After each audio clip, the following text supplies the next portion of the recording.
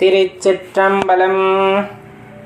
திருமூலர் ஐயா திருவடிகள் போற்றி போற்றி, குருவடியும் திருவடியும் வணங்கி இந்த பதிவை ஆரம்பிக்கலாம். அன்பர்களே, என்ன பார்த்தா பயப்படுறவங்களா நீங்கள்? அப்போ கட்டாயமாக இந்த பதிவை பாருங்கள், உங்களுக்கு அதுக்கப்புறமா ஒரு தெளிவு பிறக்கும் அப்படின்னு என்னால் நம்ப முடியும். சிவனை பார்த்து ஏன் நீங்கள் கவலைப்படுறீங்க அல்லது பயப்படுறீங்க அப்படின்னா, கட்டாயம் நம்ம காதால் கேட்டு வந்த சில விஷயங்கள் தான் நம்மளுக்கு அப்படிப்பட்ட அச்ச உணர்வை மனதிற்குள் ஏற்படுத்தி இருக்கும் அப்படின்னா அதில் எந்த மாற்று கருத்துமே கிடையாது. இதில் பல பேரோட பங்கு இருக்குது அந்த அச்ச உணர்வை ஏற்படுத்தினதில். ஆனால் அவர் எவ்வளோ பெரிய எளிமையான கடவுள் அப்படின்னு தெரிஞ்சுக்கிட்டா அவர் மேலே இருக்க அச்சம் நீங்கி அவர் மேலே உங்களுக்கு பாசம் பிறக்கும் அப்படின்னு நான் உறுதியாக குறிப்பிட முடியும். பாசம் அப்படிங்கிறத தாண்டி அளவில்லா பக்தி உண்டாகும் அப்படின்னே நான் உறுதியிட்டு கூறுவேன். எப்படி சொல்றீங்க அப்படின்னு பார்த்தா, தன்னை நம்பிய அடியவர்களுக்கு என்றுமே அவர் இறைவனாக இருந்ததில்லை, அவரும் அடியவருக்கு அடியவராகவே இருந்திருக்கின்றார் என்பதுதான் உண்மை. தன்னை நண்பனாக நினைத்து பாவிக்கும் ஒருவருக்கு நண்பனாகவே காட்சி தருவார். சுந்தரமூர்த்தி நாயனாரை விட அதுக்கு சிறந்த உதாரணம் வேற யாரையும் சொல்ல முடியாது. ஒருவர் தன் வாழ்க்கையே ஈசனுக்காக அர்ப்பணிக்கின்றார், அவருக்காகவே வாழ்கின்றார், முழுவதுமாக சமர்ப்பணம் செய்து விடுகின்றார், அவரை அடைய வேண்டும் என்ற எண்ணம் கொள்கின்றார் அப்படின்ட்டு அர்ப்பணிப்பு உணர்வு அதிகமாக இருக்கும் போது அம்மா என்று அழைப்பவர்தான் ஈசன். காரைக்கால் அம்மையாரை நம்ம சொல்லலாமே. எறும்பு குருவி எல்லாத்துக்குமே இரக்கம் காட்டுபவரும் எம் ஈசன் தான். நல்லாவே தெரியும், கருங்குருவிக்கு கூட கருணை காட்டியவர் ஈசப்பெருமான் அப்படின்னு சொல்லுவோம். உலகில் சின்ன சின்ன நாடகங்கள் நடக்கும்போது அந்த நாடகத்தில் முக்கியமான பாத்திரங்களை ஏற்று உலகத்தில் தர்மம் எதுவென்று அனைவருக்கும் காட்டியவர் எம் ஈசப்பெருமான். அதுவும் எல்லாத்துக்குமே தெரிஞ்ச ஒன்று தான். திருவிளையாடல்கள் எல்லாமே அவரால் நிகழ்த்தப்பட்ட ஒன்று தான்.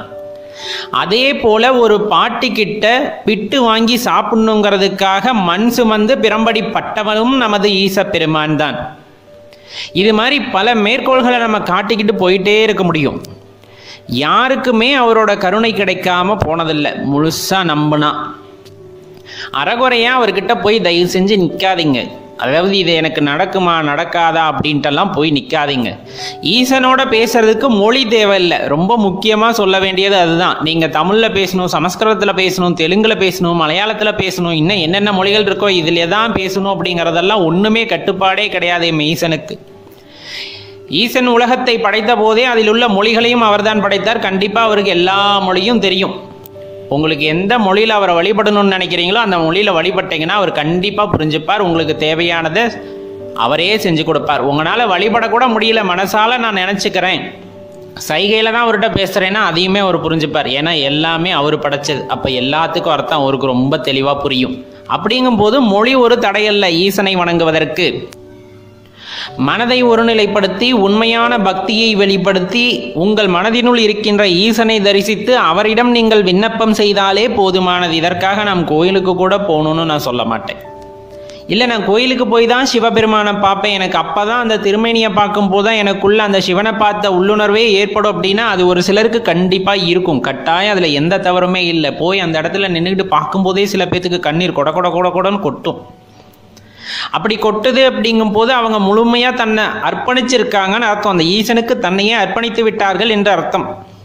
அப்படி இருக்கும்போது அவர்களுக்கு எந்த துன்பமும் வருவதற்கு ஈசன் விடமாட்டார். இல்லை, சில பேர்த்துக்கு நான் கோயிலுக்கு போகணுன்னு அவசியம் இல்லை சார், தியானம் பண்ணணும்னு அவசியம் இல்லை சார், நான் செய்கிற தொழிலை உண்மையாக செஞ்சாலே ஈஸ்வரன் எனக்கு கருணை காட்டுவார்ன்ற நம்பிக்கை எனக்கு. ஆமாம், உண்மையிலுமே அதுதான். உங்கள் கர்மாவை நீங்கள் சரியாக செய்யும் போது அதிலும் ஈசன் மகிழ்ச்சி அடைவார். உங்களுக்கு வேண்டுவனவற்றை நீங்கள் வேண்டாமையே உங்களுக்கு தந்தருள்வார் அப்படிங்கிறதையும் மனசில் நினச்சிக்குங்க. அதே போல் துன்பம் வருது, உங்களுக்கான சோதனை காலகட்டத்தில் நீங்கள் இருக்கீங்க அப்படிங்கும் போது எந்த ஒரு நொடியில் நீ ஈசனின் நாமத்தை உச்சரிக்கிறாயோ அந்த நொடியே உங்களுக்கான அந்த சோதனைகள் எல்லாம் விலகிவிடும். உங்களுக்கு வந்த எந்த ஆபத்தாக இருந்தாலும் அது அதோடு நின்று அதன் பின் அதை ஈசன் எதிர்கொண்டு விடுவார். இது முழுசா நீங்க முதல்ல நம்பிக்கை வச்சு அவரோட நாமத்தை தொடர்ந்து சொல்றது மூலமா இத்தனை நன்மைகளும் நடைபெறும் அப்படிங்கிறதுல மனசுல வச்சுக்குங்க. ஈசனை எளிதாக அடைவதற்கும் காண்பதற்கும் ஒரே ஒரு வழி, நீங்கள் ஈசனை சென்று வழிபட வேண்டும் என்று இல்லை. ஈசனை வழிபடும் அடியார்களை நீங்கள் வழிபட்டாலே போதுமானது.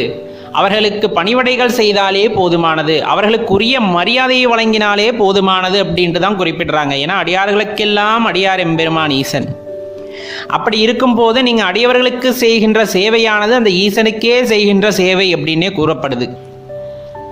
அதே போல் சிவனோட வழிபாட்டில் குரு பக்தி இல்லாமல் நீங்கள் ஒரு பக்தியை செலுத்துறீங்க அப்படின்னா அது முழுமை பெறாது அப்படின்னே குறிப்பிடுறாங்க. குருவோட கருணை கட்டாயம் தேவைப்படும் சிவபக்திக்கு. எந்த நேரத்திலும் அவரை நினைத்து நீங்கள் பயம் கொள்ள தேவையில்லை. ஒரே ஒரு விஷயத்தை தான் நம்ம சொல்லுவோம், என்னன்னா எப்போவுமே நம்மளுக்கும் ஈசனுக்குமான உறவு அப்பா பிள்ளை போன்றது. அப்பா சில நேரத்தில் நம்ம அடிப்பார், அதுக்காக நம்ம மேலே கோபமாக இருக்கார் அப்படின்ட்டுலாம் அந்த அர்த்தம் கிடையாது. நம்ம வழி தவறி போகும்போது நம்ம அடிக்கத்தான் செய்வார். அதே நீங்கள் நல்லது செஞ்சீங்க அப்படின்னா உங்களுக்கு தேவையான எல்லாத்தையுமே அவர் செஞ்சு தருவார். உங்களுக்கு சரியான வழிகாட்டுதலை காட்ட வேண்டியது தான் ஒரு அப்பாவோட கடமை. அதைத்தான் ஈசப்பெருமான் செய்து வருகின்றார். ஒரு சில நேரங்களில் சோதனைகள் வரும்போது அது உங்களுக்கான தண்டனையாக எடுத்துக்கொள்ளாதீர்கள். உங்களை வழி நடத்துவதற்காக ஈசன் காட்டுகின்ற வழியாக நினைத்து கொள்ளுங்கள். அதிலிருந்து மீண்டு வந்தீங்க அப்படின்னாலே கட்டாயம் உங்களுக்கான வாழ்க்கை ரொம்பவே பிரகாசமாக இருக்கும். அவரை மனசால தியானம் செஞ்சு அவரை மனசால ஏற்றுக்கிட்டவங்களுக்கு என்னைக்குமே வாழ்க்கையில் துன்பம் அப்படிங்கிறது நெருங்கவே நெருங்காது. அதை அனுபவபூர்வமாக உணர்ந்தவங்களுக்கு நல்லாவே தெரியும். இன்னுமே நம்ம சொல்கிறது என்னன்னா, அடியவர்களாகிய தாங்கள் அல்லது சிவபக்தர்களாகிய தாங்கள் செய்ய வேண்டிய ஒரே ஒரு கடமை ஈசன் உங்களுக்கு கொடுக்கப்பட்டது என்னன்னா, முடியாத ஏழைகள் உங்கள் கண் முன்னால் இருக்கிறார்கள் என்றால் அவர்களின் பசியை ஆற்றுங்கள். அவர்கள் மூலமாக ஈஸ்வரன் உங்களுக்கு காட்சி தருவார்.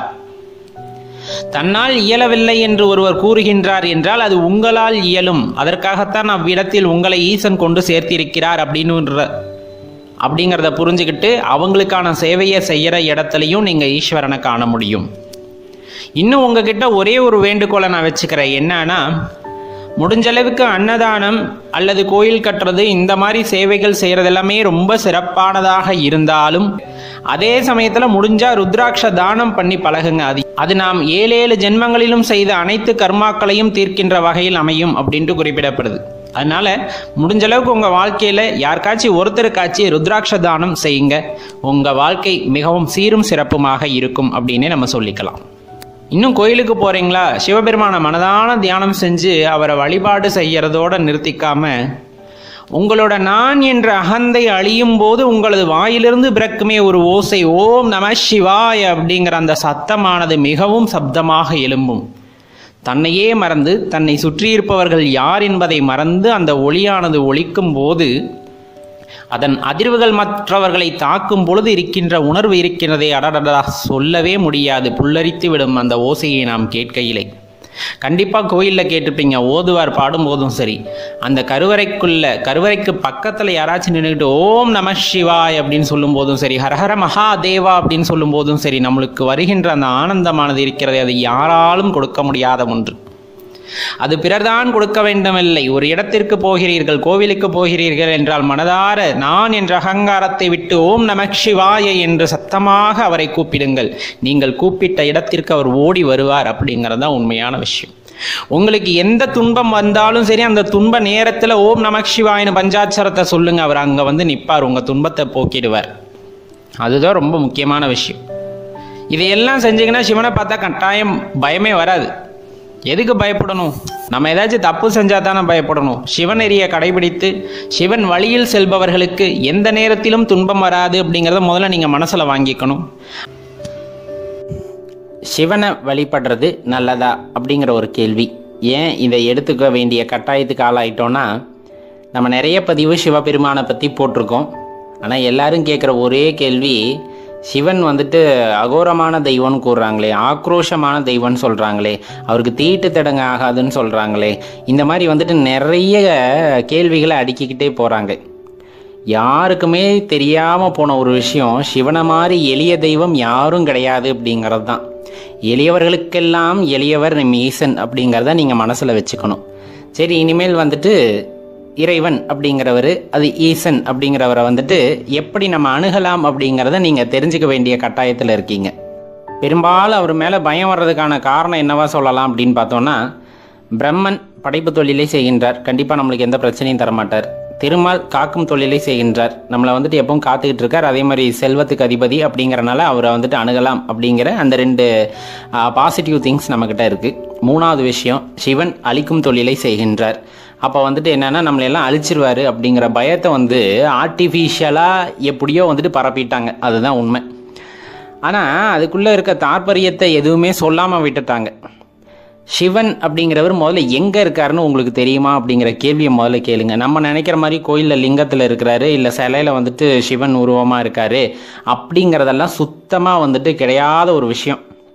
கிடையாது இந்த சென்ஸ் நான் நெகட்டிவாக சொல்லலை.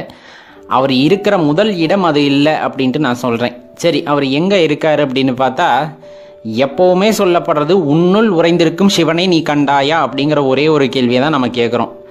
எல்லா உயிரினங்களிலும் நிறைந்திருக்கின்ற சிவபெருமானை நீங்கள் கண்டிருக்கிறீர்களா அப்படிங்கிற கேள்வியை நீங்கள் கேட்டு பாருங்க. அப்போ எப்படி அவர் அழிக்கும் தொழிலை செய்வாருன்னு நம்மளால சொல்ல முடியும்? சரி, அழிக்கும் தொழிலவே செய்யிட்டோம், அவர் உங்களை எப்படி அழிப்பாருன்னு நீங்கள் நம்ப முடியும்? கட்டாயம் கிடையாது. நம்முள் இருக்கின்ற சிவனை எவ்வாறு காண வேண்டும் என்று ஒருவன் அறிந்து விட்டால் அவன் யோகி ஞானியாகி விடுகின்றான். அறியாதவன் பேதமையால் அழிந்து விடுகின்றான். காரணத்தை ஈசன் மீது போட்டு விடுகின்றான். அவ்வளவுதான், சிம்பிளா நம்ம சொல்ல போனா. சரி, சிவனை நம்பினால் அவர் நம்மை கைவிட்டு விடுவாரா? இது என்னங்க கேள்வி? இதெல்லாம் கேட்கும் போதே நம்மளுக்கு சிரிப்பு வரலையா? எந்த இடத்துல நீங்க கடவுளை மனதார நினைக்கின்றீர்களோ, நம்புகின்றீர்களோ, நீங்க அவரை பிடிச்சிக்கிறதுக்கு பதிலாக அவர் உங்களை பிடிச்சிக்கிட்டாரு அப்படிங்கும் போது கட்டாயம் உங்கள் வாழ்க்கையிலிருந்து எந்த இடத்திலும் சறுக்கல் வர அவர் விடமாட்டார். இதை ரொம்ப அழகா சொல்லியிருப்பாங்க. என்னன்னா, பூனைக்குட்டி அதே போல குரங்கு குட்டி அந்த அம்மா குட்டியை எடுத்துக்கிட்டிங்கன்னா குரங்கு குட்டி அம்மாவை பிடிச்சிக்கணும். அதாவது நம்ம வந்துட்டு வேண்டுதல் வைக்கிறது, அப்பா இறைவா எனக்கு இது நடந்துருச்சுன்னா உனக்கு இதை செய்கிறேன் அதை செய்கிறேன் அப்படிங்கும்போது நம்ம இறைவனை பற்றி கொண்டு இருக்கின்றோம். அப்படி பற்றி கொண்டு இருந்தீங்கன்னா என்ன ஆகும்? நம்ம திடீர்னு வந்து அது மேலே இருக்க பற்றுதலை எடுத்துட்டா இறைவனும் நம்மளை கண்டுக்க மாட்டார். உன் பக்தி வந்து உண்மையான பக்தி இல்லைன்ட்டு விட்டுட்டு போயிடுவார். இன்னொன்று, பூனைக்குட்டியும் அம்மாவும் குட்டியும் பார்த்துக்குங்க. அந்த இடத்துல என்ன ஆகும்? பூனை வந்து தன்னோட குட்டியை வாயால் கவிக்கிட்டு அது போகிற வர்ற பக்கமெல்லாம் தூக்கிக்கிட்டே அலையும். அது வந்து உண்மையான இறை பக்திக்கு அடையாளமாக குறிப்பிடப்படுது. நீங்கள் சரணடைஞ்சிருங்க, எனக்கு எதுவுமே தெரியாது நீ பார்த்துக்குன்னு சொல்லிட்டீங்கன்னா உங்களை அவர் வாயில் கவிக்கிட்டு போகிற வர்ற பக்கமெல்லாம் பாதுகாப்பாக கூட்டிகிட்டு வருவார். அப்போ நம்ம உண்மையான பக்திங்கிறது என்னன்னா சரணடைதல் அப்படிங்கிறத நல்லா தெரிஞ்சுக்கிட்டோம் அப்படின்னா நம்மளுக்கு எந்த பிரச்சனையுமே என்றைக்கும் வராது. சரி, பிரச்சனைகளில் வர்றதுலேருந்து எப்படி தவிர்க்க முடியும்? நான் எப்படி என்னை பாதுகாத்துக்க முடியும்? சிவனை நான் எங்கே தரிசிக்க முடியும் அப்படின்னா, சிவனை நீங்கள் எங்கேயும் போய் தரிசிக்காதீங்க. தயவு செஞ்சு போய் கோயிலில் குளத்தில் அப்படின்லாம் தேடாதீங்க. உங்களுக்குள்ளே முதல்ல தேடுங்க. எப்படி உங்களுக்குள்ளே தேட முடியும்? அமைதியாக ஒரு ஆளாரவம் இல்லாத இடத்தில் சத்தம் எதுவுமே இல்லை அப்படின்னு ஒரே ஒரு விளக்கை பொருத்தி வச்சுட்டு அதை சிவனாக நினச்சிக்கிட்டு அந்த ஒளியை தொடர்ந்து பார்த்துக்கிட்டு இருங்க. உங்களுக்குள்ளே இருக்கிற ஒளி வந்துட்டு தெரியும். உங்களுக்குள்ளே இருக்க ஒளியை நீங்கள் வந்துட்டு தரிசிச்சிட்டிங்கன்னா அதுதான் ஈசன் அப்படிங்கிறத நீங்கள் புரிஞ்சுக்குவீங்க.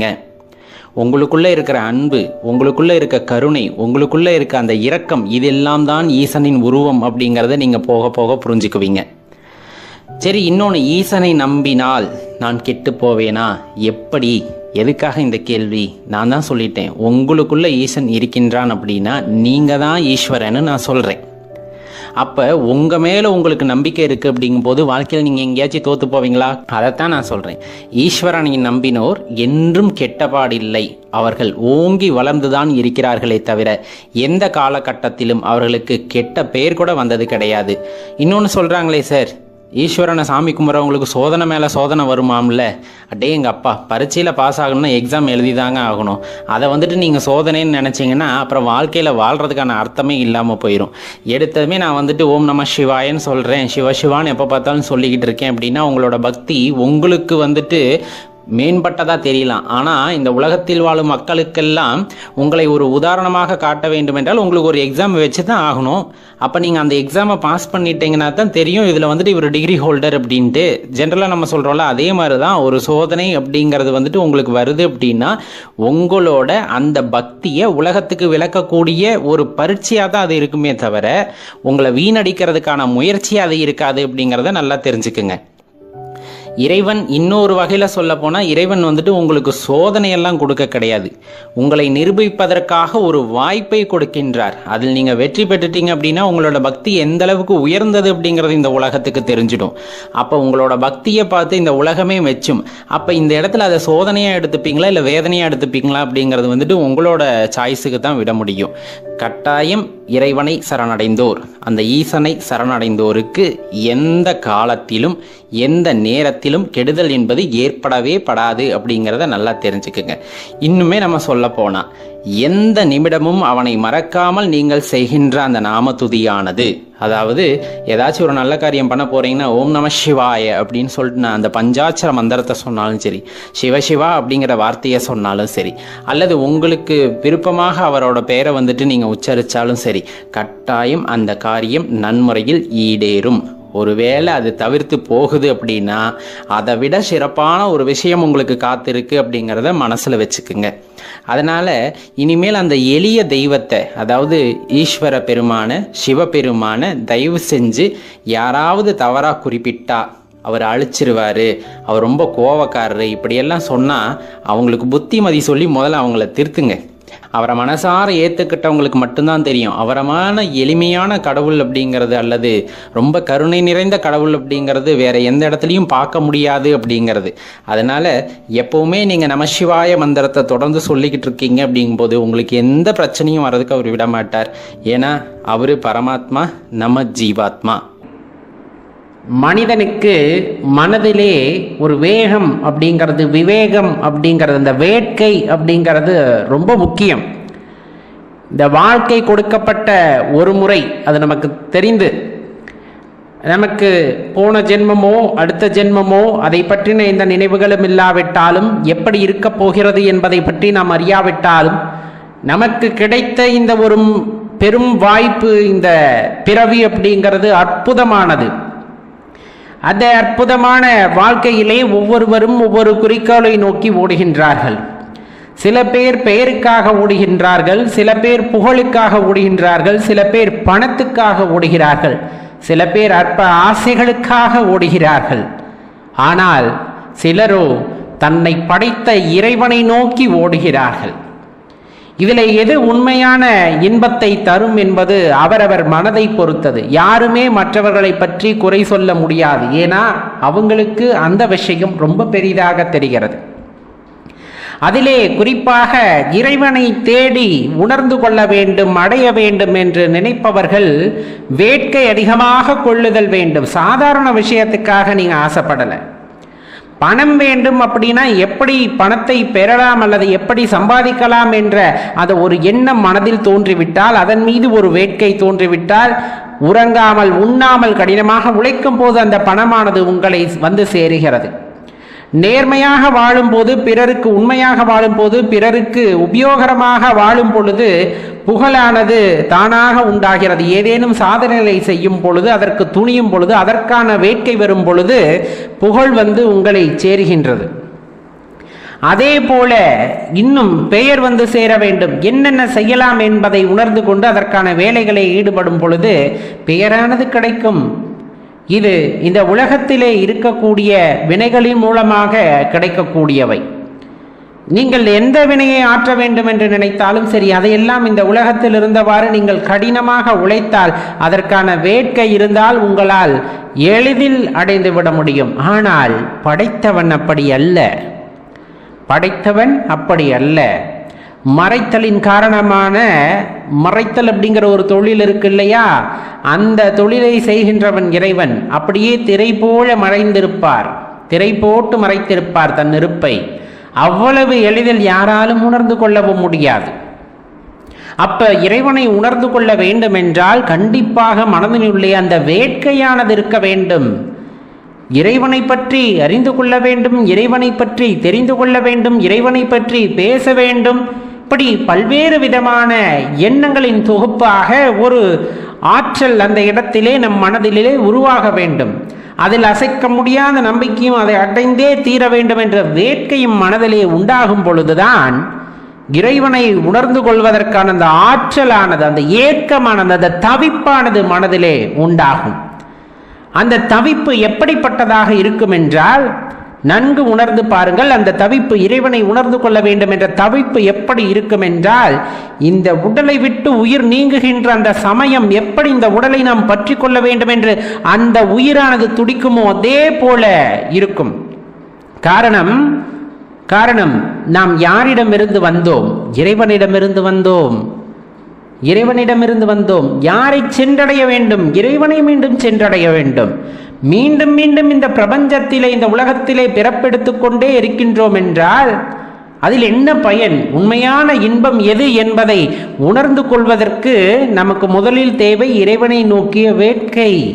இறைவனை பற்றி அறிந்து கொள்ள வேண்டும் என்ற வேட்கை மனதில் இருக்க வேண்டும் என்பதைத்தான் சித்பவானந்தர் ஐயர் ரொம்ப அழகாக குறிப்பிடுகின்றார், ரொம்ப அற்புதமாக குறிப்பிடுகின்றார்.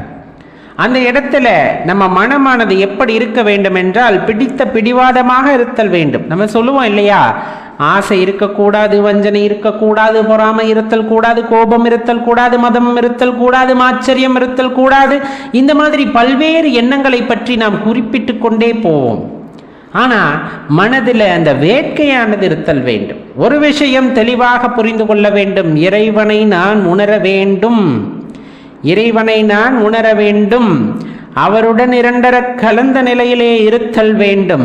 அதற்கு என்ன செய்ய வேண்டும் என்ற தேடுதல் நம் மனதிலே தெளிவாக இருத்தல் வேண்டும். என பணம் சம்பாதிப்பதற்கு 1000 நல்வழிகள் இருக்கிறது. பெயர் பெறுவதற்கும் புகழடைவதற்கும் இன்னும் என்னென்ன ஆசைப்படுகிறீர்களோ அதற்கு எல்லாம் ஒரு வழியானது இந்த பிரபஞ்சத்திலே இருக்கின்றது. வேண்டும் என்று நினைத்தால் அந்த பிரபஞ்சமே உங்களுக்கு கொண்டு வந்து சேர்க்கும். அதே போல்தான் இறைவனை உணர்தலும்.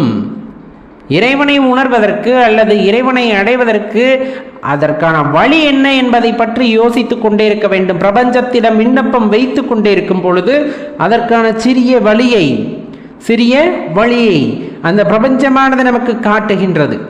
அந்த பிரபஞ்சம் நமக்கு காட்டும், அதை பிடித்து கொண்டு பயணிக்க வேண்டும். சாதாரண விஷயத்திற்காக நாம் ஆசைப்படவில்லை, அதை அடைய வேண்டும் என்ற எண்ணம் கொள்ளவில்லை. நீங்கள் ஆசைப்படுவது எப்படிப்பட்ட விஷயம் என்று எண்ணி பாருங்கள். இந்த பிரபஞ்சத்தை உருவாக்கிய, இந்த பிரபஞ்சத்தை படைத்த சிருஷ்டிகர்த்தாவை உணர்ந்து கொள்ள வேண்டும் என்று நினைக்கின்றீர்கள். அந்த அற்புதமான ஜோதியை நாம் உணர்ந்து கொள்ள வேண்டும், உள்ளார தரிசிக்க வேண்டும் என்ற எண்ணம் கொண்டிருக்கின்றோம் என்றால் அதற்கு எவ்வளவு பெரிய வேட்கையானது மனதில் இருக்க வேண்டும் என்று நினைத்து பாருங்கள். எவ்வளவு சோதனை வந்தாலும் தளராத மனமாக இருத்தல் வேண்டும். எப்படிப்பட்ட கஷ்டம் வந்தாலும் அதை தாங்கிக் கொள்ள வேண்டிய மனம் இருத்தல் வேண்டும். சாதாரணமாக இந்த பொன்னாபரணம் அப்படிங்கிறது உருவாகி விடப்படுவது இல்லை. நாம் அணிகலன்களாக அணிகின்றோமே, கழுத்திலே, காதிலே, கையிலே பல ஆபரணங்களை அணிந்து கொண்டிருக்கின்றோம். அதையெல்லாம் எடுத்ததுமே வந்து விட்டதா என்றால் கிடையாது. நெருப்பில் இடப்பட்டு அதை முறையான வகையிலே அடித்து அதை பக்குவப்படுத்தி ஒரு உருவத்திற்கு கொண்டு வந்து விட்டிருக்கிறார்கள். அந்த உருவத்தையும் நுணுக்கமாக செதுக்கி பிற விரும்பும் வண்ணம் வந்து அதை அணிகலன்களாக மாற்றி இருக்கிறார்கள். அந்த வகையிலே அது பிடித்தால்தான் நாம் எடுத்து அணிந்து கொள்கின்றோம். அதே போலத்தான் நாம் தங்க துகள்களாகத்தான் இருக்கின்றோம். தங்க துகள் எப்பொழுதும் தனி ஆபரணமாக ஆகாது. அது நெருப்பிலிடப்பட வேண்டும், அதை பக்குவப்படுத்த வேண்டும். சில பல அடிகளை வாங்கி இந்த உலக உண்மையை உணர்ந்து கொள்ளுதல் வேண்டும். உலக உண்மை அப்படிங்கிறது ரொம்ப ரொம்ப உன்னதமானது. அதை மறைத்திருக்கின்ற திரை, அந்த மாயை என்னும் திரையிலிருந்து நாம் விடுபட்டு விட்டோமே ஆனால் உலகத்தில் எது உண்மை அப்படிங்கிறது ரொம்ப எளிதில் புலப்பட்டுவிடும். உலகத்தில் உண்மையை புரிந்து கொண்டால் அதற்கு மாற்று வேறு எதுவுமே அங்கு இருப்பதற்கு இல்லை. ரொம்ப தெளிவான விஷயம். இறைவனை உணர வேண்டும், இறைவனை அறிந்து கொள்ள வேண்டும். யாரும் இல்லை என்று சொல்லவில்லை. ஆனால் மனதிலே விடா பிடிவாதமான அந்த வேட்கை இருந்தால் நாம் இறைவனை உணர முடியும், இறைவனை இனம் கண்டு கொண்டு அருள முடியும். ஆனால் அதற்கு தடையாக பல விஷயங்கள் இன்றும் நம் வாழ்க்கையில் இருந்து கொண்டுதான் இருக்கின்றன. இறைவனை பற்றி ஓரிரு நாள் சிந்திப்பது, அதன் பின் நம் வாழ்க்கைக்கு எது தேவையோ அதை நோக்கி ஓடுவது. எது தேவையோ என்று அடியே நீங்கள் குறிப்பிடுவது, நம் மாயையில் என்ன நினைத்து கொள்கிறோமோ, எனக்கு பணம் தேவை, புகழ் தேவை, பொருள் தேவை, ஆடம்பரங்கள் தேவை, இப்படி நிறைய விஷயங்களை பற்றி எண்ணிக்கொள்கின்றோம். அதெல்லாம் பற்றாக்குறையாக இருக்கிறது என்று அதை நோக்கி ஓட ஆரம்பித்து விட்டால் இறைவனை உணர்தல் முடியாது. இறைவனை உணர்வதற்கு கண்டிப்பாக அந்த அன்புமயமான மனது தேவைப்படுகின்றது.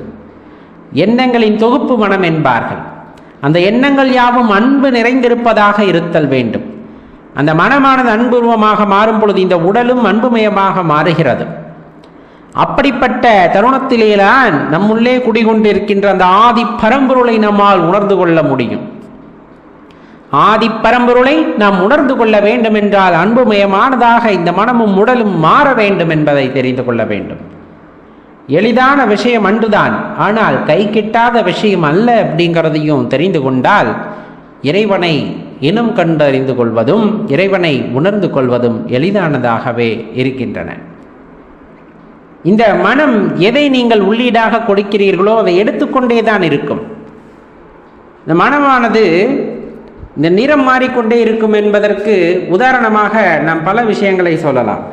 வெண்மையான ஆடை, வெண்மையான நூல், அதிலே சாயம் ஏற்றும் பொழுது நீங்கள் என்ன சாயத்தை ஏற்றுகிறீர்களோ அந்த சாயமானது அந்த நூலிலே ஏற்றப்படுகிறது. வெண்மைங்கிறது மஞ்சளாக மாறும், வெண்மைங்கிறது சிவப்பாக மாறும், வெண்மைங்கிறது பச்சையாக மாறும்.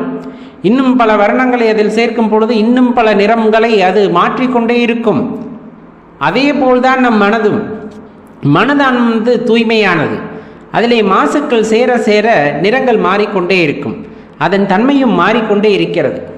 அதை ஒரு குறிப்பிட்ட பக்குவத்தில் நீங்கள் எதுவும் செய்யாமல் அந்த ஆடையை வெயிலில் போட்டு போயிட்டீங்கன்னா நிறம் மங்கி மங்கி மங்கி மங்கி கடைசியாக அந்த வெண்மையை கொஞ்சம் கொஞ்சமாக வந்தடையும். அதே போல்தான் பல மாசுக்கள் நிறைந்துவிட்ட நிலையிலே அந்த மனதை பக்குவப்படுத்தி ஒருநிலைப்படுத்தி மனதினுடைய எந்த வினைகளிலும் இல்லாமல் நாம் ஏற்கனவே சொன்ன மத ஆச்சரிய கோட்பாடுகள் எதுவும் இல்லாமல் மனதை அமைதிப்படுத்திவிட்டால் அந்த சூரிய ஒளியிலே அந்த நிறங்களை இழக்கும் உடைகள் போல எவ்வளவு மாசு கலந்திருந்தாலும் அந்த மாசானது கொஞ்சம் கொஞ்சமாக நீங்கி நீங்கி இறுதியிலே அந்த தெளிந்த நிலையை அடைவதற்காக அந்த மனது போராடும்.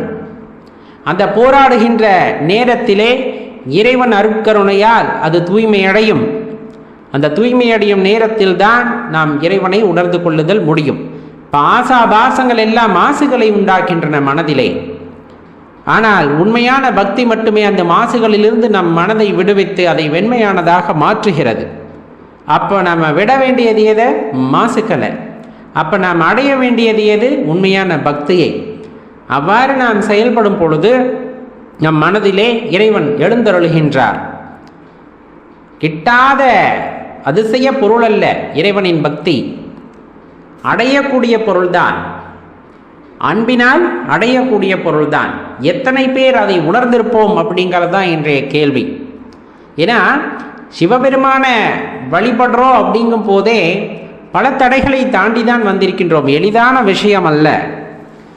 பல கோடி உயிர்களுடன் போட்டி போட்டு தாயின் கருவறையிலே ஒரு உயிராக உதித்து அதிலும் 10 மாதம் அங்கு தவமாக தவமிருந்து இந்த பூ உலகத்திலே அவதரித்து பிறந்த நாள் முதல் இன்று நாள் வரை பலவித நோய்களையும் பலவித போராட்டங்களையும் எதிர்கொண்டு இன்று வரை இந்த உடலில் அந்த உயிர் வீற்றிருக்கிறது என்றால் அந்த சிவத்தின் மகிமையால் அப்படிங்கிற ஒரு விஷயத்தை தெளிவாக உணர்ந்து கொள்ளுதல் வேண்டும்.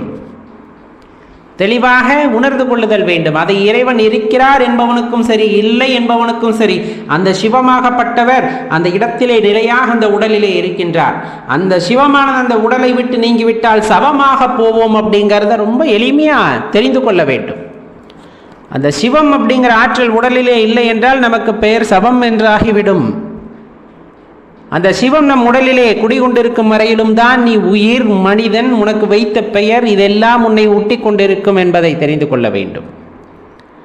அப்ப பலவித போராட்டங்களை கடந்துதான் இந்த பிரபஞ்சத்தினுள்ளே இந்த பூமியினுள்ளே நாம் அவதரித்திருக்கின்றோம்.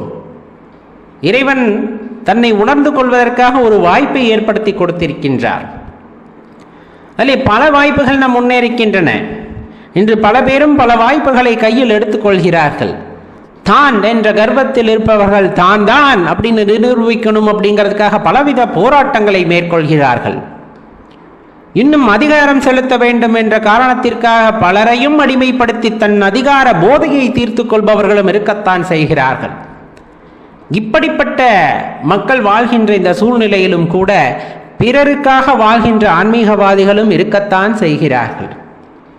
தனக்கு எதுவும் வேண்டாது பிறர் நலனையே பேணி காக்கக்கூடிய பல நல்ல ஞானிகளும் சித்தர்களும் இருக்கத்தான் செய்கிறார்கள். பலவிதமான பிறப்புகள் இருந்தாலும் சிவனை மட்டுமே நினைத்து கொண்டிருக்கக்கூடிய சிவனடியார்களும் இங்கு இருக்கத்தான் செய்கிறார்கள். ஏன்னா சிவனடியாராவது அவ்வளவு எளிதல்ல அப்படிங்கிறத நம்ம தெளிவாக அறிந்திருப்போம். அதுவும் இன்றைய காலகட்டங்களிலே பக்தி அப்படிங்கிறத கேலி செய்யக்கூடிய உலகத்திலே உண்மையை உணர்ந்து கொள்ள வேண்டும் என்ற போராட்டத்தில் இன்னும் ஒரு பிடிமானத்தை ஏற்படுத்தி கொண்டு அந்த உண்மையை தேடிக்கொண்டு இறைவனை நாடி நாடி ஓடிக்கொண்டிருக்கிறார்கள் என்றால் அது சிவனடியார்களாகத்தான் இருக்க முடியும்.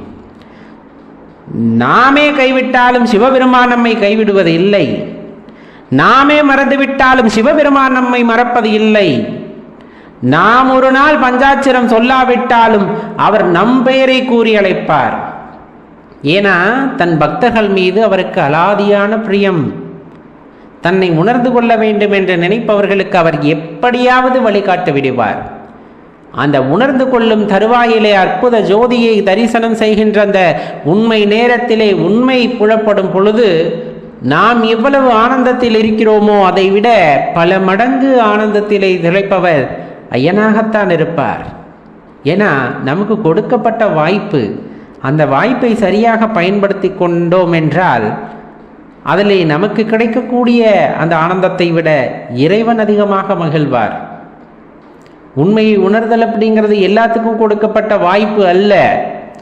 மாறாக சிலரே அதை பயன்படுத்தி கொண்டு உண்மையை உணர்ந்து கொள்கிறார்கள். தன்னுள் இருக்கின்ற இறைவனை உணர்ந்து கொள்கிறார்கள். அப்படி உணர்ந்து கொள்பவர்கள் உயரிய இடத்தை அடைகிறார்கள் இறைவன் ஆற்றலால், இறைவன் கருணையால். அப்படிங்கிறத தெளிவாக உணர்ந்து கொள்ளுங்கள் அடியார்களே. கடவுளை வழிபடுறது அப்படிங்கிறது அவ்வளவு சாதாரண விஷயம் அல்ல.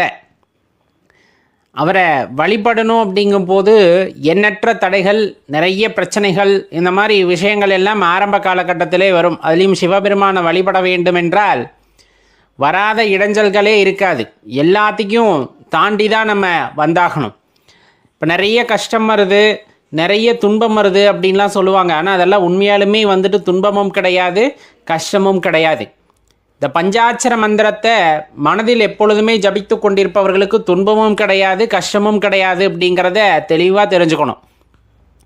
வாழ்க்கையில் பிரச்சனை நம்மால் தான் வருகிறது அப்படிங்கிறத தெளிவாக புரிஞ்சுக்கிட்டோம் அப்படின்னா வாழ்க்கை ஒரு வெளிச்சமாக இருக்கும். இப்போ அக்கம் பக்கத்தில் இருக்கவங்களுக்கெல்லாம் உங்களுக்கு பிரச்சனையை உண்டாக்குறாங்களா வழிபாட்டில் அப்படின்னா கிடையாது. அவங்க என்ன நினைப்பாங்களோ ஏது நினைப்பாங்களோ அப்படின்னு நம்ம மனசுக்குள்ளேயே நிறைய போட்டு புழுங்கிக்கிட்டு நம்மளை நம்ம ஒரு விதமாக கற்பனை செய்து கொள்வதன் காரணமாகத்தான் நம் வழிபாட்டிற்கு தடை வருகிறது, இன்னல்கள் வருகிறது, கஷ்டங்கள் வருகிறது அப்படிங்கிற மாதிரியான எண்ணங்கள் நம் மனதிலே தோன்றிவிடுகிறது. அதனை தொடர்ந்து நாம் கஷ்டப்படுகின்றோம், துன்பப்படுகின்றோம் என்ற எண்ணத்திற்கு ஆட்பட்டு விடுகின்றோம். உண்மையாகவே சொல்ல போனால் இந்த நவ கிரகங்களும் உங்களுக்கு எதிராக இருந்தாலும், பஞ்சபூதங்களும் உங்களுக்கு எதிராக இருந்தாலும், பஞ்சாட்சர மந்திரத்தை மனதில் நிறுத்தி ஜபித்து கொண்டே இருக்கும் பொழுது அந்த நவகிரகங்களும் சரி, இந்த பஞ்சபூதங்களும் சரி, உங்களுக்கு இட்ட கட்டளை, நீங்கள் இட்ட கட்டளை ஏற்று நடத்துவார்கள். ரொம்ப ஒரு உணர்வுபூர்வமான அனுபவபூர்வமான உண்மை அப்படின்னே நம்ம சொல்லலாம். எந்த கிரகமாயினும் சரி அது ஈசனுக்கு அடிபணிந்தது தான். பஞ்சபூதங்களாயினும் சரி அதற்கு தலைவன் நாம் பரமேஸ்வரன் மட்டும்தான். அப்படிங்கும்போது எந்த இடத்துல துன்பம் வந்தாலும் சரி, பஞ்சபூதங்களே உங்களை எதிர்த்து நின்றாலும் சரி, நவகிரகங்கள் உங்களுக்கு எதிராக நின்றாலும் சரி, பரமேஸ்வரனின் அந்த பஞ்சாட்சர மந்திரத்தை சொன்னால் போதும் உங்கள் கட்டளையை நிறைவேற்றக்கூடியவர்களாக அந்த நவகிரகங்களும் பஞ்சபூதங்களும் இருப்பார்கள். அப்படின்னா அதில் எந்த மாற்று கருத்துமே கொள்ள தேவையில்லை. உங்களுக்குள்ள உயிராக இருக்கிறது சிவன். அதுதான் இந்த இடத்துல நம்ம தெரிந்து கொள்ள வேண்டியது. சிவனை அங்கெங்கெல்லாம் தேட வேண்டாம். உங்களுக்குள்ள உயிராக இருக்கிறது யார் அப்படின்னா சிவபெருமான். எந்தவித கஷ்டங்கள் வந்தாலும், எல்லாத்தையும் மீறி உங்களுக்கு துன்பம் வந்தாலும் சரி, உன்னுள் உயிராக இருக்கின்ற இறைவனை, ஈசனை மனதில் நினைத்து கொண்டால் போதும், கை கொடுத்தி தூக்கி விட்டுருவார். அந்த நிலைமையிலேருந்து உங்களை மெதுவாக அழகாக வெளியே கொண்டு வந்துடுவார். எப்படி அங்கேருந்து நம்ம வெளியே வந்தோம் அப்படிங்கிறதே நமக்கு தெரியாது. ஆனால் அந்த இன்னல், இடைஞ்சல், கஷ்டம் எல்லாத்துலேருந்து நம்ம அழகாக வெளியே வந்திருப்போம். அது ரொம்ப தெளிவாக புரிஞ்சுக்கணும். ஏன்னா அது கடவுள் வழிபாட்டால் மட்டும் சாதிக்க முடிஞ்சது. இந்த உலகத்தில் ஏன் நடக்குது, எதுக்கு நடக்குதுன்னே தெரியாத சில விஷயங்கள் நடந்துக்கிட்டே இருக்கும். நம்ம உடலில் ஓடக்கூடிய ரத்தமாக இருக்கட்டும், நாம் விடக்கூடிய மூச்சாக இருக்கட்டும், நரம்புகள் இயக்கமாக இருக்கட்டும், மூளை இயக்கமாக இருக்கட்டும், எதுவும் நம்மை கேட்டுவிட்டாலும் நடைபெறுவதில்லை. அது அதற்கு இட்ட கட்டளை போல அது பாட்டுக்கு நடந்துக்கிட்டே இருக்கின்றது. அப்படி நடந்து கொண்டே இருக்கின்ற சில விஷயங்களிலே நாம் கட்டுப்பாட்டுக்குள் வர வேண்டுமென்றால் அந்த பரமேஸ்வரனின் அந்த அருள் நமக்கு தேவை. கண்டிப்பாக அதை நம்ம கண் பார்வையில் கொண்டு வர முடியும். நம்ம கட்டுப்பாட்டுக்குள்ளே இப்போ நம்ம சொன்ன எல்லா விஷயத்தையும் கொண்டு வரலாம். ஆனால் அதற்கு இந்த இறைவனின் ஆசி அப்படிங்கிறது கண்டிப்பாக தேவை. இப்போ இறைவனை உணர வேண்டும் என்ற ஒரு எண்ணம் நமக்கு வருகிறது என்றாலும் அந்த உணர்வையும் கொடுத்தது யாராகத்தான் இருப்பார் என்றால் சிவபெருமானாகத்தான் இருப்பார். சிவனை பற்றி நீ நினைக்கணும் அப்படின்னாலே அதற்கான அந்த எண்ணத்தை உண்டாக்குவது சிவபெருமானாகத்தான் இருக்கின்றார்.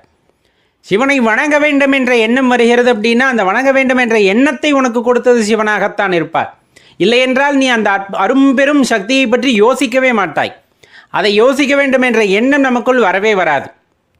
ஏன்னா இந்த உலகத்தில் நிறைய பேர்த்த பார்க்குறோம்ல, எத்தனை பேர் சிவபெருமானை வழிபடுறாங்க அப்படின்னா எண்ணிலடங்கா பேர் வழிபட்டாலும் கூட அத்தனை பேர்த்துக்கும் கிடைத்த அரும்பெரும் வாக்கியம் அப்படின்னா அது வழிபடுதல். அந்த வழிபடுதல் அந்த விஷயத்தை நமக்கு கொடுத்தது யார் அப்படின்னு பார்த்தா சிவனாகத்தான் இருப்பார்.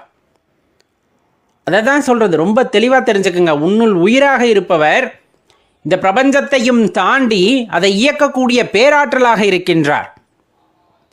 அந்த உன்னுள் இருக்கக்கூடிய அந்த உயிராக விளங்கக்கூடிய அரும்பெரும் சக்தியாம் சிவபெருமானை உணர்ந்து கொள்ள வேண்டும் என்ற எண்ணம் உனக்குள் வந்துவிட்டாலே அது சிவபெருமான் காட்டிய கருணை பார்வை உங்கள் மீது இறைவன் காட்டிய கருணை பார்வையின் காரணமாகத்தான் உன்னுள் இருக்கின்ற அந்த இறைவனை உணர்ந்து கொள்ள வேண்டும் என்ற எண்ணம் உனக்கு வந்திருக்கிறது. அப்படிங்கும்போது அவர் எவ்வளோ பெரிய கருணை ஆளராக இருக்க முடியும் அப்படிங்கிறத யோசிச்சு பாருங்க. தினம் தினம் நன்றி சொல்ல வேண்டும். ஒவ்வொரு நாளும் அற்புதமாக கழிகிறது. ஒவ்வொரு நாளும் அற்புதமானதாக நமக்கு வடிவமைத்து தந்திருக்கின்றார். ஆனால் அதில் தேவையில்லாத எண்ணங்கள், தேவையில்லாத மனக்குழப்பங்களை வைத்து கொள்ளும் பொழுது நாமே அந்த வாழ்க்கையை சூனியமாக்கி கொள்கின்றோம். அப்படிங்கிறத தெரிஞ்சுக்கிட்டோன்னா தினம் தினம் வாழும் வாழ்க்கை இறைவனை மட்டுமே நினைத்து இந்த உலகத்தில் இந்த ஒரு அற்புத நாளை நமக்கு கொடுத்திருக்கிறார், ஒவ்வொன்றையும் அனுபவித்து நாம் வாழ வேண்டும் என்பதற்காக இந்த உயிரையும் உடலையும் கொடுத்திருக்கின்றார். அப்படிங்கும் போது பிறருக்கு அன்பு செய்து அதன் வாயிலாக இறைவனை கண்டு உண்மையாகவே இன்பம் எது என்று உணர்ந்து அதன்படி வாழ வேண்டும் என்ற அந்த உத்வேகத்தை நமக்குள் ஏற்படுத்தி கொண்டோமேயானால் இந்த வாழ்க்கையானது இன்பமயமானதாக இருக்கும். அப்படிங்கிறதுல எல்லளவும் சந்தேகம் வேண்டாம். சிவபெருமானை வழிபட ஆரம்பித்திருப்போம். எப்போ அப்படின்னு நமக்குள்ளே கேட்டால் ஒரு விடையானது கண்டிப்பாக கிடைக்கும். எப்படி அப்படின்னு கேட்டாலும் ஒரு விடையானது சில பேருக்கு கிடைக்கக்கூடும். சில பேருக்கு அது குடும்ப சூழ்நிலையின் காரணமாக சிவ வழிபாடு செய்கின்ற குடும்பத்திலே ஒரு குழந்தை பிறக்கிறது என்றால் அதன் வழியாக சிவபெருமான் மீது காதல் ஏற்பட்டு அவரை வழிபடுகிறார்கள். அப்படிங்கும் போது அது ஒரு உன்னத நிலை. எங்கள் வீட்டில் யாரும் சிவபெருமானை வழிபட்டதில்லை, ஆனால் எங்கள் உற்றார் உறவினர் அப்படின்னு சொல்லக்கூடியவங்க நண்பர்கள் வந்துட்டு சிவபெருமானை வழிபட்டார்கள். அதன் வாயிலாக அவரை பற்றி அறிந்து கொண்டேன். அப்படியே நான் வழிபட ஆரம்பித்தேன். அப்படிங்கிறது இன்னொரு உன்னத நிலை. குருமார்கள் கற்றுக் கொடுத்த விதிகளை அடிப்படையாக கொண்டு நான் இறைவனை வழிபட்டு வருகிறேன். அப்படிங்கிறது ஒரு நிலை. இன்னும் ஒரு சில பேர்கள் எல்லாம் உண்டு. தான் பிறந்த இடத்திலும் சரி, தான் வளர்ந்த இடத்திலும் சரி, சிவபெருமானை வழிபட்டவர்களே இருந்திருக்க மாட்டார்கள். சிவனை பற்றி ஒரு துளியும் அவர்கள் அறிந்திருக்கவும் மாட்டார்கள். ஆனாலும் ஏதேனும் ஒரு க்ஷணத்திலே இறைவனாகப்பட்டவர் ஆட்கொண்டிருப்பார், அந்த நபரை ஆட்கொண்டிருப்பார். அந்த நொடி முதல் மற்ற எல்லாமே பார்த்தீங்க அப்படின்னா சூன்யமாயிருக்கும். இறைவன் மட்டுமே உண்மை என்ற நிலைக்கு அவர்கள் வந்திருப்பார்கள். அந்த ஆட்கொள்ளுதல் அப்படிங்கிறது அவ்வளவு சாதாரண விஷயம் அல்ல. இறைவனாக ஆட்கொள்ளும் பொழுது மனதிலே இருக்கக்கூடிய பந்த பாசம் எல்லாம் போயிடும். அதை நான் சொல்கிறது, மாயையாக இருக்கக்கூடிய எல்லா விஷயங்களுமே அழிந்து போய்விடும். அப்போ மற்றவர்களுக்கெல்லாம் இது சாத்தியம் இல்லையா என்றால் கட்டாயமாக சாத்தியம்தான், இல்லை என்று கூறவில்லை. ஆனால் அவர்கள் முன்னோர்கள் காண்பித்தவாறு, குருமார்கள் காண்பித்தவாறு அவர்கள் படிப்படியாக அந்த பக்தியிலே மேலோங்கி சென்று கொண்டிருப்பார்கள். இப்படி தனக்காக ஒரு அனுபவம் ஏற்பட்டு தானாக இறைவனை உணர்ந்து கொள்ளும் பொருட்டு முயற்சி செய்தவர்களுக்கு திடீரென்று இறைவன் ஆட்கொள்ளும் பொழுது ஏதேனும் ஒரு சனத்திலே அவர்களை ஆட்கொள்ளும் அந்த கருணை அப்படிங்கிறது எல்லாருக்கும் கிடைத்து விடுவதில்லை. கிடைத்தவர்கள் மிகப்பெரிய பாக்கியவான்களாக இருக்கிறார்கள். இதைத்தான் மாணிக்க வாசக பெருமான் அழகாக சொல்லுவார். அவரோட திருநாமத்தை சொல்லி இருக்க மாட்டோம், அவருக்கு பூவெல்லாம் கட்டி சமர்ப்பணம் செய்திருக்க மாட்டோம், அவரையே எப்போதும் நினைத்து கொண்டிருந்திருக்க மாட்டோம், அவரை பற்றி எண்ண துளிகள் கொஞ்சம் கூட மனதிலே இல்லாமல் இருந்திருக்கும். இப்படியெல்லாம் இருக்கின்ற சூழ்நிலையிலுமே கூட அவராக கருணை காட்டி ஆட்கொள்கிறார் என்றால் அவர் எவ்வளவு பெரிய கருணை கடலாக இருந்திருக்க வேண்டும் என்பதை யோசித்து பாருங்கள். கருணை கடல் அப்படிங்கிறத விட அதை விட பெருசு. கருணை அப்படிங்கிறது அவ்வளவு அதிகம். சிவபெருமானிடம் கருணையும் அன்பும் சரி மற்றவர்களால் ஒப்பிட முடியாத அளவிற்கான அன்பு நிறைந்தவர், அன்பே வடிவமானவர் அப்படின்னு சொல்லலாம். நாமெல்லாம் குற்றமுள்ளவர்கள், ஆனால் அவர் குற்றமற்றவர். நாமெல்லாம் குறையானவர்கள், ஆனால் அவர் நிறையானவர். இந்த மாதிரி நிறைய விஷயங்களை சொல்லிக்கொண்டே போகலாம். தனக்கென்று பந்த பாசம் பற்று எதுவுமே இல்லாத இறைவன் தன் அடியார்களைத்தான் பெரிதாக எண்ணுகின்றார். அடியார் பெருமக்களும் இறைவனைவே பெரிதாக நினைத்து வாழ்கின்றார்கள். அப்படிப்பட்ட திருக்கூட்டத்திலே நம்மை சேர்த்து கொள்வதற்கு இறைவன் ஆட்கொள்ளுதல் அப்படிங்கிறது ரொம்ப முக்கியமான விஷயம். ஒன்று நாமாக தேடிச் செல்ல வேண்டும், இல்லையேல் இறைவனாக ஆட்கொள்ள வேண்டும். இரண்டில் ஏதாவது ஒன்று நடந்தாலும் நாம் இறைவனை நேசிப்பது என்னமோ உண்மையாக இருக்கும். அந்த நேசித்தலில்தான் உண்மையான அன்பு அப்படிங்கிற ஒரு விஷயமானது கலந்திருக்கிறது. கருணை அப்படிங்கிற ஒரு விஷயமானது மேலோங்குகிறது. கருணை குடிகொண்ட இடத்துல அன்பு பெரிதாக காணப்படும். அப்படித்தான் இறைவன் நம்மை ஆட்கொண்ட பொழுதிலிருந்து இன்று வரை நாம் இறைவனை முழு மனதுடன் வேண்டிக் கொண்டிருக்கின்றோம். இறைவனை உணர்தல் அல்லது இறைவனை சரணடைதல் அப்படிங்கிறது எப்படி நடக்கும் அப்படின்னு கேட்டால் ஒரே ஒரு விஷயத்தை நம்ம தெளிவாக சொல்லலாம். ஒன்று, நம்ம இப்போ ஆலயங்களை பராமரிக்கிறோம், உழவார பணிகளை செய்கிறோம் அப்படின்னா அது ஆரம்ப காலகட்டத்தில் ஒரு நிலையிலே மனிதனுக்கு இறைவனை பற்றிய புரிதல் உண்டாக வேண்டும் என்றதற்காக அந்த உழவார பணிகளுக்கு அவ்வளவு முக்கியத்துவம் கொடுக்கப்படுகிறது. உள்ளபடியே அப்படி ஆலயங்கள் எல்லாம் சரியாக புனரமைக்கப்பட்டு அது பராமரிக்கப்படுகின்ற பட்சத்திலே அங்கே இருக்கக்கூடிய ஆற்றல்களை நாம் உணர்ந்து கொள்ளும் பொழுது நம்மால் அந்த இறைநிலையை பற்றிய சிறிய விழிப்புணர்வை நம்மால் பெற முடியும். அதற்காகத்தான் அதை அழிந்து விடாமல் பாதுகாக்க வேண்டியது ஒவ்வொருவரின் கடமை அப்படிங்கிறத நம்ம தெரிஞ்சுக்கணும். இப்போ பார்த்தீங்க அப்படின்னா இந்த புற விஷயங்கள் நாம் செய்கின்றோம் இல்லையா, அபிஷேகம், ஆராதனைகள், இன்னும் சொல்ல பேர் அந்த கர்வத்தோடு நான் செய்கிறேன், ஆலயத்திற்கு நான் செய்கின்றேன் அப்படிங்கிற ஒரு கர்வத்தோட சில விஷயங்களை ஆலயத்திற்கு செய்யும் பொழுது அது பலனில்லாமல் தான் போகிறது. தவறாக எண்ணிக்கொள்ள வேண்டாம். எந்த ஒரு மனிதனின் மனதிலே எந்த ஒரு தனிப்பட்ட அகங்காரமோ கர்வமோ இல்லாமல் நான் அப்படிங்கிறதற்கு முக்கியத்துவம் கொடுக்கப்பட்டு ஒரு விஷயம் இல்லாமல் செய்யும் பொழுது தான் அது ரொம்ப முக்கியத்துவம் பெறுகிறது. வாழ்க்கையிலே ஒரு உயர்வை அடைய செய்யும். எந்த இடத்துலையும் நான் அந்த அகங்காரம் இதெல்லாம் இருக்குது அப்படின்னா அது அந்த பக்திக்கு மதிப்பு இல்லாமல் போயிடும். தெளிவாக தெரிஞ்சுக்க வேண்டிய விஷயம். அப்போ இறைநிலையை, இறைவனை எவ்வாறு உணர முடியும் அப்படின்னா நம்ம இறைவனை நோக்கி கொஞ்சமாக நகர்ந்தா போதும். இறைவனை நோக்கி கொஞ்சம் நகர்ந்தா போதும். எங்கே நகர்றது? உள்ளத்தே இருக்கின்ற இறைவனை உள்ளார உணர்தலுக்கு ஒருபடி எடுத்து வைத்தால் போதும். நீங்கள் கொஞ்சம் அப்படியே அமைதியாக தியானத்திலிருந்து உள்ளே இருக்கக்கூடியவரை தேட ஆரம்பித்தா போதும், நம்மளுக்கு அந்த உணர்தல் கொஞ்சம் கொஞ்சமாக ஏற்பட ஆரம்பிச்சிடும். எப்படி அப்படின்னா, இப்போ அடுப்பில் நெருப்பு மூட்டியாச்சு, நெருப்பு நிறைய எரிஞ்சிக்கிட்டு இருக்கு. இந்த விறகு இருக்குது இல்லையா, அந்த விறகு அந்த நெருப்பில் போட்டுட்டோன்னா அந்த நெருப்பெல்லாம் என்ன ஆகிடும்? இந்த விறகையும் நெருப்பாக்கிடும். ஒரு கறிக்கொட்டை இருக்குது, தூக்கி உள்ளே போடுறோம், அந்த நெருப்பு இந்த கறிக்கொட்டையை நெருப்பாக்கிடும். அதை தன்னகப்படுத்தி கொள்ளுதல் அப்படின்ட்டு பேர். இப்போ இறைவன் ஜோதி ரூபமாக இருக்கிறார்.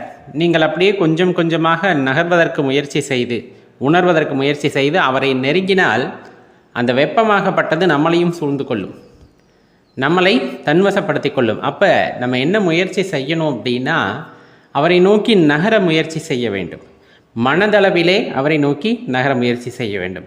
ஆலயங்கள் எழுப்ப வேண்டும், ஆலயங்களை பராமரிக்க வேண்டும், அந்த பூஜை புனஸ்காரங்கள் செய்ய வேண்டும். ஆரம்ப நிலைக்கு ஏற்றவை இவையெல்லாம். அப்பாற்பட்டு நான் உள்ளத்தளவிலே, அந்த உயிர் அளவிலே இறைவனை உணர்தல் வேண்டும், அவருடன் இரண்டர கலந்திருத்தல் வேண்டும் அப்படின்னு நினச்சோம்னா அதுக்கு ஒரே ஒரு வழி, உள்ளத்தின் வாயிலாக, அந்த மனதின் வாயிலாக நாம் இறைவனை உணர்வதற்கு முற்படுவதோடு மட்டுமல்லாமல் அவரை நெருங்க நாம் முயற்சி செய்ய வேண்டும். அவ்வாறு நெருங்கி சென்று விட்டால் அவர் நம்மை தன்வசப்படுத்தி கொள்வார். அதுதான் அந்த இடத்துல ரொம்ப தெளிவாக தெரிந்து கொள்ள வேண்டிய விஷயம். இப்போ சில நேரங்களில் இந்த கோபம் அப்படிங்கிற ஒரு விஷயந்தான் இறைத்தன்மையை அழித்து விடும். அந்த அழிக்கிறதுக்கான முதல் காரணம் பார்த்திங்க அப்படின்னா, அந்த கோபத்தின் போது நாம் எடுக்கின்ற எந்த முடிவுகளுமே சரியாக இருப்பதில்லை. இன்னொன்று, பொறுமையை இழந்து விடுகின்றோம், நிதானத்தை இழந்து விடுகிறோம், இரக்கம் என்பது மனதில் இல்லாமல் போய்விடுகிறது, அன்பு என்பது சுத்தமாக மறந்தே போய்விடுகிறது. அப்படிப்பட்ட சூழ்நிலையிலே மனதில் இறைவன் வாசம் செய்வது இல்லை. அப்போ கோபம் கொண்ட இடத்துல இறை சக்தியை நம்மால் அவ்வளவா உணர்ந்து கொள்ள முடியாது. இயற்கையாகவே நீங்களே யோசிங்க, ரொம்ப பாசமாக உங்கள் குழந்தைகளோட விளையாடிக்கிட்டு இருக்கீங்க அப்படிங்கும்போது அந்த இடத்துல நீங்கள் அப்படியே மனசு லேசாக இருக்கும், அந்த நேரங்கள் கழிவதே தெரியாது. கடை என்னடா 2 மணி நேரம் விளையாண்டுருக்கோமா குழந்தைகளோட அப்படின்னு நினைக்கிறது பார்த்திங்கன்னா 2 நிமிஷம் மாதிரி ஓடி இருக்கும். இந்த கோபம் அப்படிங்கிற ஒரு விஷயம், ஒரு 5 நிமிஷம் நீங்கள் கோபப்பட்டதீங்கன்னு வச்சுக்கோங்க, அது என்னமோ பெரிய யுகம் மாதிரி தெரிஞ்சிருக்கும், அது போகவே போகாது. ஏன்னா அவ்வளவு வக்கரம், அவ்வளவு கோபம் மனதில் இருக்கும்போது நம்மிடம் அந்த இறைநிலையை பற்றி யோசிக்கவே முடியாது, அப்படியே போடும். அதனால தான் இந்த கோபம் அப்படிங்கிற ஒரு விஷயத்தை தவிர்த்து கொள்ளுதல் நலம் அப்படிம்பாங்க. அவ்வளவு சீக்கிரம் தவிர்த்து கொள்ள முடியுமா? எப்படி தவிர்த்து கொள்ள முடியும்? கோபம் அப்படிங்கிற ஒரு விஷயம் உங்களுக்குள்ளே வந்துருச்சுன்னா தயவு செஞ்சு என்ன செய்யணும்னா அமைதியாக இருந்துடணும். மௌனம் ஒன்றே அதற்கு பெரிய தீர்வு அப்படிங்கிறத தெரிஞ்சுக்கிட்டிங்கன்னா அந்த கோபத்திலேருந்து படிப்படியாக நம்ம வெளியே வந்துட முடியும். ஒரே ஒரு உண்மைங்க, இறைவனோட ஆசைப்படி, இறைவனுடைய இச்சைப்படி தான் அவரோட என்ன நினைக்கிறாரோ அதுதான் இங்கே நடக்கும். மாறா நம்ம சில விஷயங்களை கற்பனை செய்து கொண்டு இதை மாற்றி விடுவேன், அதை மாற்றி விடுவேன் அப்படிங்கிறது எல்லாமே ஒரு நம்மளை சமாதானப்படுத்தி கொள்வதற்காக இருக்கலாம். அதாவது முயற்சி செய்தல், இந்த மாதிரி விஷயங்கள் எல்லாம் சரி. இப்போ நம்மளால் எல்லாமே முடியும் அப்படிங்கும்போது உலகம், இந்த பூமியானது ஒரு திசையிலே சுழலுகிறதல்லவா, அதை மாற்றி சுத்த வைக்க முடியுமா? முடியாது. அது இயற்கை, அது இறைவனுடைய இச்சை. அதே போல் தான் நம்ம வாழ்க்கையுமே. நமக்கென்று ஒரு கர்மா இருக்கிறது என்றால் அந்த கர்மத்தின்படி நம் வாழ்க்கையானது கண்டிப்பாக நகரும், அதில் எந்த மாற்று கருத்துமே இல்லை. சில விஷயங்களை மாற்ற முடியாது அப்படின்னு இருக்குது, இயற்கையோட நிகழ்வுகளை நம்மால் மாற்ற முடியாது அப்படின்னு இருக்கும் பொழுது அதை அப்படியே ஏற்றுக்கொள்ள வேண்டும். அப்படித்தான் மனிதர்களிடமும் ஒருவருடைய குணம் இது என்று உங்களுக்கு தெரிந்துவிட்டால் அதை போய் மாற்ற வேண்டும் என்ற எண்ணம் கொள்ளாதீர்கள். அவர்களாக மாறும் வரையிலே நீங்கள் எதுவும் செய்ய முடியாது. அதுவரையிலும் அவர்களுடைய குணத்தை நீங்கள் எடுத்துக்கொண்டு தான் ஆகும். காலம் எல்லாத்துக்குமே பதில் சொல்லும். ஏன்னா இன்றைக்கி பணத்துக்காக என்ன வேணாலும் செய்யலாம் அப்படிங்கிற அளவுக்கு மனிதனுடைய மனமானது மிருகமாகிவிட்டது, மிருகத்தன்மையை அடைந்து கொண்டு வருகிறது. பணம் எல்லாத்தையும் சாதிச்சிடும், எதை வேணாலும் பணம் கொண்டு வாங்கிவிடலாம் என்ற இருமாப்பு, அந்த கௌரவம், அந்த ஒரு எண்ணம் அப்படிங்கிறது மனிதர்களிடையே பரவலாக காணப்படுகிறது. பணம் மட்டுமே வாழ்க்கை அல்ல. சில பேர் அப்படியே பேசுகிறாங்க, பணம் இல்லைன்னா ஒன்றும் பண்ண முடியாது, இந்த உலகத்தில் வாழ முடியாது. பணம் வாழ்வதற்கு தேவை, ஆனால் நீங்கள் நினைத்தபடி நிம்மதியாக இருப்பதற்கு பணம் தேவையில்லை. ஓரளவுக்கு இருந்தால் போதும். அதை உணர்ந்து கொள்ள வேண்டும். போட்டியாக பதுக்கி வச்சுட்டு நீயும் திங்காமல் உலகத்துக்கும் அது பயன்படாமல் போகிறதுல எந்த பலனுமே கிடையாது. அப்போ இறைவன் குறிப்பிடுகிறாரோ இல்லையோ, இறைவன் எதற்காக இதையெல்லாம் படைத்தார்? அனைத்து மனிதர்களும் சரி, அனைத்து உயிரினங்களும் சரி, எல்லா ஜீவராசிகளும் சரி, இதையெல்லாம் அனுபவித்து இன்புற்றிருக்க வேண்டும் என்று கொடுக்கப்பட்ட சில பொருட்களை சுயநலகத்துக்காக பயன்படுத்துவதோ பதுக்குவதோ ரொம்ப தவறான விஷயம். இந்த தூய எண்ணம் அப்படிங்கிறது மனசில் இருக்கணும். அந்த தூய எண்ணம் இருக்குது அப்படின்னா அவங்களோட செயல்பாடு அப்படிங்கிறதும் சரி, அவங்களோட சொல்லக்கூடிய சொற்களும் சரி, அவர்களுடைய எண்ணங்களும் சரி எப்பொழுதுமே ரொம்ப தூய்மையாக இருக்கும். அவர்களிடம் அன்பை மட்டும்தான் நீங்கள் பார்க்க முடியுமே தவிர வேறு எதையும் பார்க்க முடியாது. அப்படி அன்பு வடிவமாக இருப்பவர்களிடம் இறைத்தன்மை அப்படிங்கிறது அதிகமாக இருக்கும். அந்த இறைத்தன்மை உங்களிடம் இருக்கிறதா என்று பரிசோதித்து பாருங்கள். அப்படி இருக்கின்ற பட்சத்தில் அதை இன்னும் மெருகேற்றி கொள்வதற்கு முயற்சி செய்யுங்கள் நண்பர்களே.